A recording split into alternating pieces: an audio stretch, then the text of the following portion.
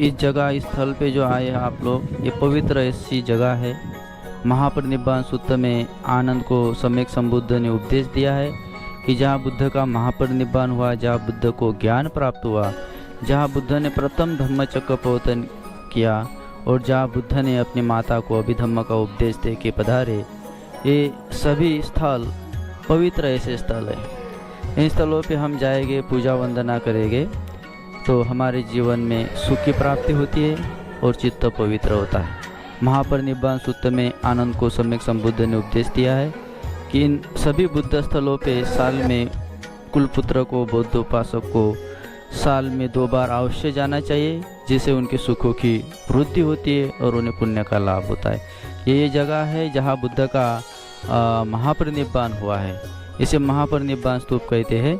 ईस्वी सन पूर्व 483 में सम्यक संबुद्ध का इसी जगह पे महापरिनिब्बाण हुआ है। 2 शाल वृक्ष के बीच में मध्य रात्र में यहाँ सम्यक संबुद्ध का महापरिनिब्बाण हुआ। इसी जगह पे सम्यक संबुद्ध के शरीर की लाखों की संख्या में यहाँ बौद्ध भिक्षु उपस्थित थे।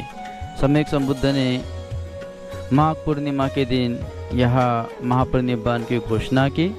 उसके पहले चुंद कुमार के यहाँ उन्होंने अंतिम भोजन लिया, जिसमें उन्हें विष बाधा हुई। उसके बाद उन्होंने घोषणा की कि आने वाले 3 महीने के बाद वैशाख पूर्णिमा को सम्यक संबुद्ध का महापरिनिब्बाण इसी शालवन में होने वाला है। इसीलिए सभी जगह लोगों को सूचना देने के बाद देश के सभी राजा लोग, सभी अरहत बौद्ध भिक्षु लाखों की संख्या में यहाँ उपस्थित थे। बुद्ध का महापरिनिब्बाण होने के बाद उन सभी लोगों ने बुद्ध को अभिवादन किया, पुष्प चढ़ाए। प्रथम स्त्रियों ने, बाद में पुरुषों ने, सभी भिक्षु भिक्षुनियों ने।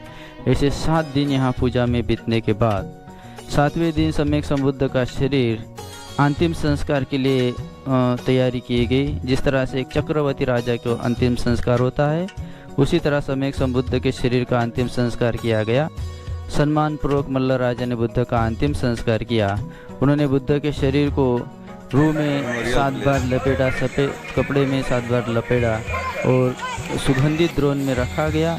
इस तरह से रथ में रख के सभी नगर द्वारों से प्रदक्षिणा करते हुए अंत में जहाँ मुकुटबंधन विहार है, जिसे रामाभाग स्तूप भी कहा जाता है, उस जगह जाके सम्यक संबुद्ध का अंतिम संस्कार किया गया। उसी जगह बुद्ध के 8 भागों में अस्थियाँ बांटी गई। जो मल्ल राजा को जो अस्थियाँ मिली थी, उन अस्थियों के भाग से यहाँ स्तूप बनवाया गया था, जिसका नाम महापरिनिब्बाण स्तूप था। मल्ल राजा ने इस स्तूप के अंदर सोने की मूर्तियाँ, मुलामय मूर्तियाँ और सोने के सिक्के इस स्तूप के अंदर रखे गए थे। वो पहला उत्खनन इस स्तूप का 1861 में हुआ। 1861 के पहले जो मल्ल राज्य में लड़ाई हुई, जिस तरह से तिब्बत चाइना, या इस लड़ाई में सभी बौद्ध भिक्षु मारे गए, क्योंकि उन्हें मदद नहीं मिली। भारत से संपूर्ण बौद्ध धर्म और बौद्ध भिक्षु उस समय नष्ट हुए थे। विदेश से मदद मिलने से पहले कम समय में लड़ाई हुई, जिसमें संख्या ज़्यादा होने से और यहाँ भिक्षुओं की संख्या और लोगों की संख्या कम होने से वो लोग लड़ाई में मारे गए। 1861 में किए गए उत्खनन से यहाँ पे जो अस्थियाँ उन लोगों की मिली, उन अस्थियों से ये जो दीवार जैसे जो स्तूप दिख रहे हैं, उसमें उनकी अस्थियाँ रख के बनवाया गया। उसे उत्खननित भग्नावशेष कहा गया। जो गोलाकार यहाँ स्तूप है, उसे मन्नत स्तूप कहा गया। लड़ाई में जो बौद्ध भिक्षु मारे गए अरहत, उनकी अस्थियाँ उसमें रखी गई, जो भिक्षु निब्बान वाले थे। इस तरह से जो सामने जो बुद्ध विहार बनाया गया, जिसमें 40 फुट बुद्ध की मूर्ति सिंहासन मुद्रा में है, उसी अवस्था में बुद्ध ने अपना शरीर छोड़ा है, उसी जगह में रखी गई है। वो 1876 के उत्खनन में प्राप्त हुई। वो वालुआ पत्थर से बनाई गई है। दुर्मिल ऐसी बुद्ध की प्रतिमा है।